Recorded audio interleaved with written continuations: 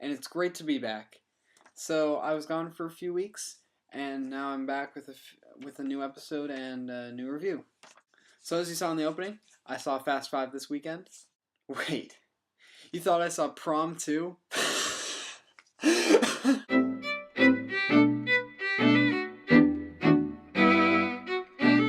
Oh, whoa!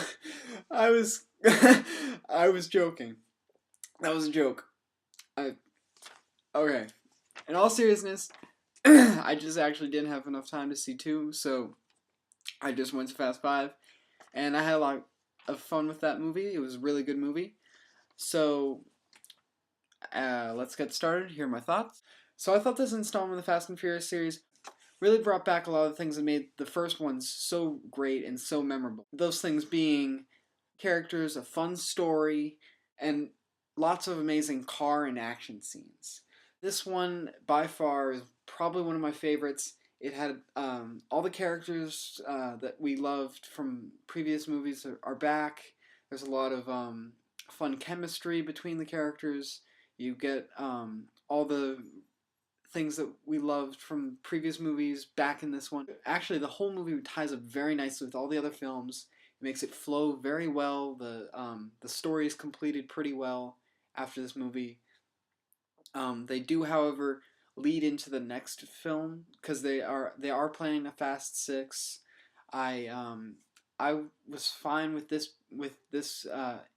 I would have been fine if this was the last movie. It ended very well. By the end of this movie, the whole story wrapped up very well, and they tied up almost every little knot that they needed to. So I think that leading into another movie was kind of a mistake. It's kind of a mistake on their part for wanting to make another one. It's just at this point, like, I mean, you made 5 movies. Do you really need to make a 6th one?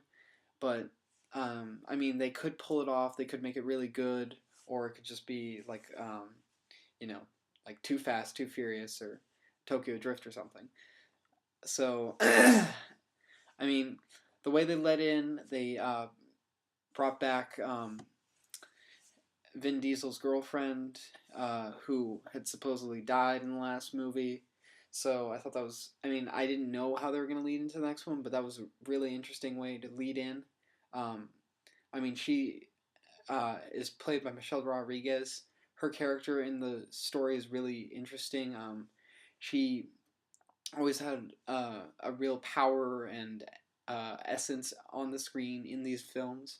So it's good to see that she's going to come back and uh, do what she does best and make these movies very watchable.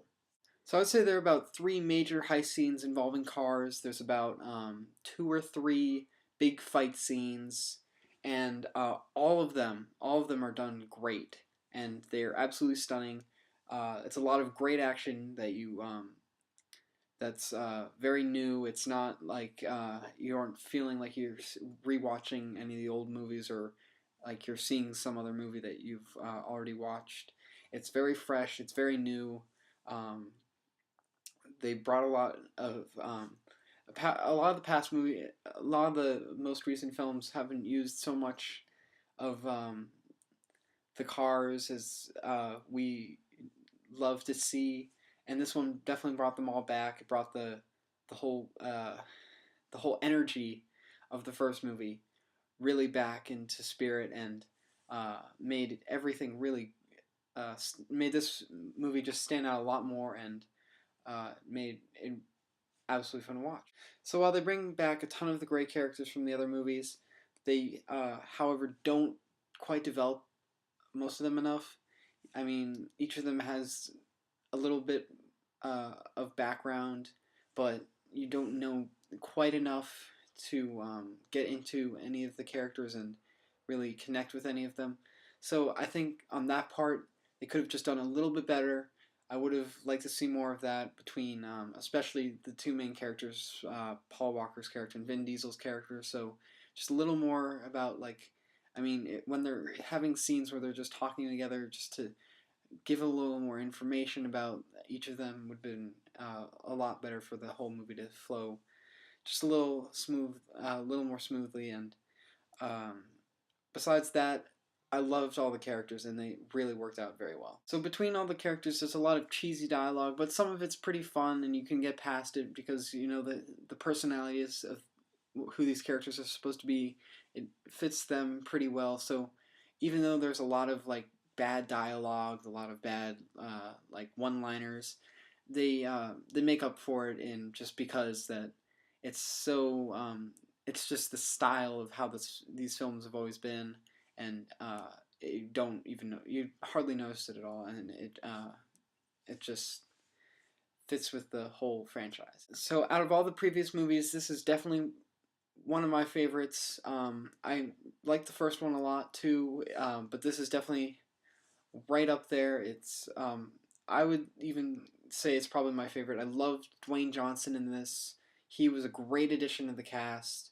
I thought he played his role perfectly, and he just carried the entire time. I know he's kind of been struggling in the past few years. He's had his like Disney phase, and now he's kind of come back. He's definitely redeemed himself with this, and I know he can do great things, and I hope he gets more big action roles because that's what he's best at, and he knows how to do that really well.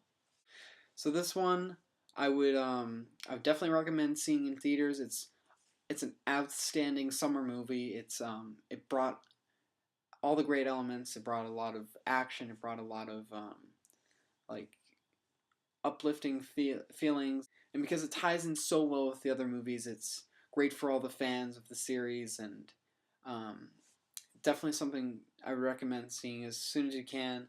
If you have to wait for it, I would see it whenever you can. I mean, if you don't see this in theaters, it's probably not going to be as enjoyable because it's just so fun to see on the big screen with all the action and all of the effects that they use in this, and it's quite outstanding. And I know this is playing in IMAX too, so if you get a chance to see it in IMAX, that might be fun, and you just might want to see what that's like. And I know it costs a little more, but who knows? It could be totally worth it. I'm sure it is, because all the action scenes of this are absolutely fantastic, and I'm sure IMAX would just bring it home for you. That's the end of this episode. As always, subscribe up top, leave me a comment down below, like and favorite this video, and leave me a video response if you want to do that.